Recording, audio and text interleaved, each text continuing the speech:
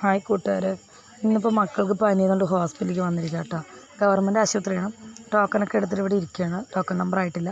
പിന്നെ അങ്ങനെ ആയപ്പോൾ അകത്ത് കയറി ഡോക്ടറെ കണ്ടു. മരുന്ന് വാങ്ങാനായിട്ട് അധികം തിരക്കൊന്നുമില്ല.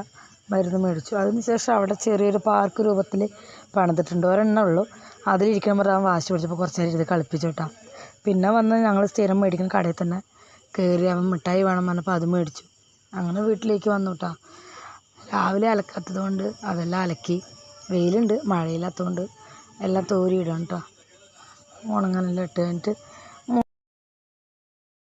പിന്നെ 3:30 ആയപ്പോൾ സ്കൂളിൽ പോകാൻ നിൽക്കണം. അപ്പം ഇവൻ സ്കൂട്ടിൽ കയറി താക്കോലും തിരിച്ച് ഞാനും വരും പറയാണ്. ഞാൻ ഇറങ്ങടാന്ന് പറഞ്ഞ് കേൾക്കുന്നില്ല. അവസാനം എങ്ങനെ വലിയ കുട്ടീൻ്റെ കയ്യിൽ കൊടുത്തിട്ട് ഞാൻ വേഗം ഓടി വന്നു കേട്ടോ. ഞാനാണ് ഇന്ന് വിളിക്കാൻ പോണത്. അങ്ങനെ സ്കൂളെത്തി. സ്കൂളിൽ ഫ്രണ്ട് വശമാണത്. വണ്ടി അവിടെ നിർത്തിയിട്ട് ഞാൻ ഉള്ളിലിരിക്കണം. ബെല്ലടിച്ചിട്ടില്ല. അപ്പോൾ ക്ലാസ് റൂം പോയി വിളിക്കണം. അങ്ങനെ സ്കൂളിൽ ഗേറ്റ് എത്തി. അപ്പോൾ ഞാൻ ക്ലാസ് റൂം പോയി വിളിച്ചു. അത് കൂട്ടുകാരൻ്റെ മോൻ കേട്ടോ.